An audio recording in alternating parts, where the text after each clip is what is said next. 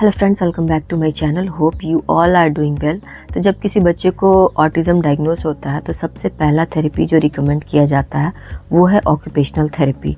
Occupational therapy के कुछ sessions के बाद जब बच्चे में सिटिंग टॉलरेंस आ जाती है तब बच्चे को अगर नीड होती है तो स्पीच थेरेपी दी जाती है, और फिर अगर कुछ और नीड होती है तो उसके अकॉर्डिंग डिफरेंट एक्टिविटी कराई जाती है। ऑक्यूपेशनल थेरेपी पर एक वीडियो मैंने ऑलरेडी डाला हुआ है, उसके लिए आप ब्लॉग 10 देख सकते हैं।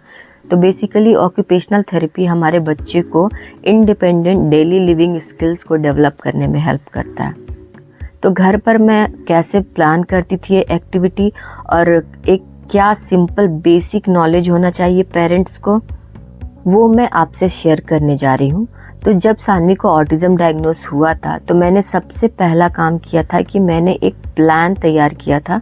एक प्रॉपर चार्ट पेपर पर मैं लिख कर रखती थी कि मुझे किन किन चीज़ों पर और कैसे काम करना है। तो ऑक्यूपेशनल थेरेपी पर हम 5 एस्पेक्ट पर काम करते हैं। पहला है सेंसरी एक्टिविटी, दूसरा है ओरल मोटर एक्सरसाइजेस, तीसरा है फाइन मोटर एक्सरसाइजेस, चौथा है ग्रॉस मोटर एक्सरसाइजेस, और पांचवा और लास्ट है सोलिस्टिक या एकेडमिक एक्टिविटी। जिसमें से सेंसरी एक्टिविटी और ओरल मोटर एक्सरसाइजेस आपको बिल्कुल रेगुलर कराना है और इन दोनों पर ज़्यादा फोकस देने की ज़रूरत है। अगर कभी किसी वजह से आप fine motor exercises, gross motor exercises और सोलिस्टिक या एकेडमिक एक्टिविटी आप ना भी करा पाओ ना, तो टाइम निकाल के सेंसरी एक्टिविटी और ओरल मोटर एक्सरसाइजेस आपको बच्चे को कराना ही है।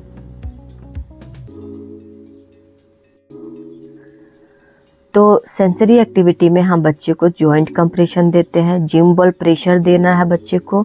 तीसरा है कि वाइब्रेशन टूल का यूज़ करना है वाइब्रेटरी सेंसेशन के लिए। ये सब हम पहले भी मैंने एक वीडियो बना के शेयर किया हुआ है कि कैसे देना है, लेकिन आने वाले वीडियो में भी मैं एक बार अच्छे से और मैं करके दिखाऊंगी कि कैसे कैसे ये सारी चीज़ें करानी है। और चौथा है कि मसाज देना है, टो मसाज देना है, हेड मसाज देना है, फुल बॉडी मसाज देना है। जो बच्चे टो वॉकिंग करते हैं उनके लिए टो मसाज होता है, हेड मसाज देना है। फुल बॉडी मसाज से जो बच्चे बहुत ज़्यादा हाइपर होते हैं उनमें हेल्प मिलती है। तो ये सब चीज़ें मैं करके दिखाऊंगी सानवी पर कि मैं कैसे कराती हूँ और इसका क्या क्या बेनिफिट है। और ये आपको जब आप इस इनिशियली शुरू करोगे ना करना, तो ये आपको 3 से 4 बार या 5 बार भी बच्चे को करोगे तो चलेगा। फिर जैसे जैसे इम्प्रूवमेंट आती जाएगी, आप 1 से 2 बार भी करोगे, मतलब मॉर्निंग में कर लिया अगर आपके पास टाइम है, या फिर रात को सोने से पहले कर दिया, तो ये आपको समय के साथ आपको फिर धीरे धीरे आप इसको कम कर सकते हो। बट इनिशियली आपको थोड़ा सा 3 से 4 बार आप करोगे तो ज़्यादा अच्छा रहेगा। दूसरा है ओरल मोटर एक्सरसाइजेस। इसमें सबसे पहला है कि अगर आप एक इलेक्ट्रिक टूथब्रश ले लोगे तो ये ज़्यादा अच्छा रहेगा, इलेक्ट्रिक टूथब्रश का यूज़ करना है। दूसरा है च्यूवी ट्यूब का यूज़ करना है। तीसरा है बच्चे को फेस मसाज देना है डेली। चौथा है बच्चे को इमिटेशन करना सिखाना है। और ये ओरल मोटर एक्सरसाइजेज जो होते हैं ना, वो डायरेक्टली स्पीच थेरेपी से कनेक्टेड होते हैं। तो आप अगर ओरल मोटर एक्सरसाइजेज आप बच्चे को करा रहे हो तो आप स्पीच पर भी काम कर रहे हो। और ओरल और मोटर स्किल्स पर मैंने ब्लॉग 11 बनाया था, आप उसको एक बार जाकर देख सकते हो अगर आपको बिल्कुल इसके बारे में कुछ नॉलेज नहीं है तो। तीसरा है फाइन मोटर एक्सरसाइजेस। इसमें हमें क्या करना है कि बच्चे को शॉर्टिंग सिखाना है, स्टैकिंग ब्लॉक सिखाना है, क्लॉथ क्लिप लगवाना है बच्चे से, बटनिंग करवानी है, जिपिंग करवानी है, उस स्पून का यूज़ कैसे करना वो सिखाना, पंचिंग करानी है, क्ले को रोल करना सिखाना है। ये सारी चीज़ें जिसमें छोटे मसल्स का यूज़ होता है वो सारी एक्टिविटी करानी है फाइन मोटर स्किल में। और ये एक्टिविटी 1 बाय 1 कराना है, मतलब कोई 2 एक्टिविटी एक दिन कराया फिर दूसरे दिन कुछ और कराया, इस तरह से कराना। अगर 2 एक्टिविटी आप लगातार 3 से 4 दिन करा रहे हो, उसके बाद बीच में जब आपको लगे कि हाँ ये ठीक कर रही है तो एक और नया एक्टिविटी उसमें ऐड कर दो। इस तरह से 1 बाय 1 कराना है। ये नहीं कि सारा ही कराना है एक ही बार में, फिर वो बच्चा भी फ्रस्ट्रेट हो जाएगा, ऐसे नहीं करना है। और चौथा है gross motor activity. Gross motor में क्या करना है ना कि जो बड़े मसल्स का यूज़ करके जो एक्टिविटी या एक्सरसाइजेज कराई जाती हैं वो हमें करना है, जैसे कि bouncing, hopping, rocking, catching, ball के थ्रू करवाना है या थ्रोइंग कराना है बच्चे से, बैलेंसिंग कराना है। बहुत सारे ऐसे बैलेंसिंग आपको बैलेंसिंग टूल मिल जाएंगे, आपको अमेज़ॉन पर भी मिल जाएंगे या कहीं पर। अगर टूल्स आप नहीं भी लेते हो ना, तो जैसे पार्क वगैरह में बैलेंस करना बच्चे को सिखाना है, उसे सीढ़ियाँ चढ़ानी है, उतरानी है, इस तरह से। फिर आपको हेड टैपिंग देना है, हेड कपिंग देना है और इंड्योरेंस एक्टिविटी करानी है, जैसे कि साइकिलिंग, वॉकिंग, स्विमिंग, जंपिंग रोप और स्टैंडिंग अप डाउन, इस तरह से एक्टिविटी करानी है। ये सब मैं सानवी को कैसे कराती हूँ वो मैं करा के आपको दिखाऊंगी आने वाले वीडियोस में। तो ये सब कराना है 1 by 1। पांचवा और लास्ट है एकेडमिक। ये आपको धीरे धीरे इस पर काम करना, बहुत ज़्यादा हड़बड़ाने की ज़रूरत नहीं है। बच्चे में जब सिटिंग आ जाती है ना, जब वो आपकी बातें थोड़ी सी सुनने लगता है, एक जगह बैठने लगता है, तब आपको इस पर आपको काम करना है।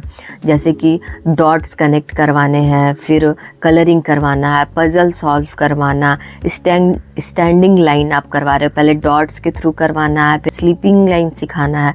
फिर क्या होगा कि ग्रेजुअली जो अल्फ़ाबेट्स होते हैं ना, जो स्लीपिंग लाइन और स्टैंडिंग लाइन के हेल्प से बनते हैं, जैसे कि IHLT, ये सब आपको धीरे धीरे सिखाना है। तो ये बेसिक स्टार्टिंग है बिल्कुल, जिस पर आपको इस तरह से काम करना। मैंने इस तरह से शुरुआत की थी, मैंने इस तरह से। तो ये एक यूनिवर्सल सॉल्यूशन है, ये सारे बच्चों पर इम्प्लीमेंट हो जाती है लगभग। अगर सीवियर ऑटिज़म है तो इन सारे एरियाज़ पर ज़्यादा प्रॉब्लम होगी, अगर माइल्ड या मॉडरेट प्रॉब्लम है तो थोड़ी कम प्रॉब्लम होगी। और ये इतना कॉम्प्लेक्स है कि हर बच्चा का अपना एक यूनिक वर्जन होगा। तो हम जब काम करेंगे ना, और धीरे धीरे हमें फिर पता चलेगा कि किन चीज़ों पर हमें ज़्यादा काम करने की ज़रूरत है और कहाँ बच्चा अच्छा कर सकता है। तो इनिशियली मैंने ऐसे काम करना शुरू किया था, फिर ओवर द टाइम धीरे धीरे जिन जो वीक पॉइंट थे उस पर इम्प्रूवमेंट आने लगी, तो मैंने थोड़ी सी स्ट्रेटजी चेंज कर दी।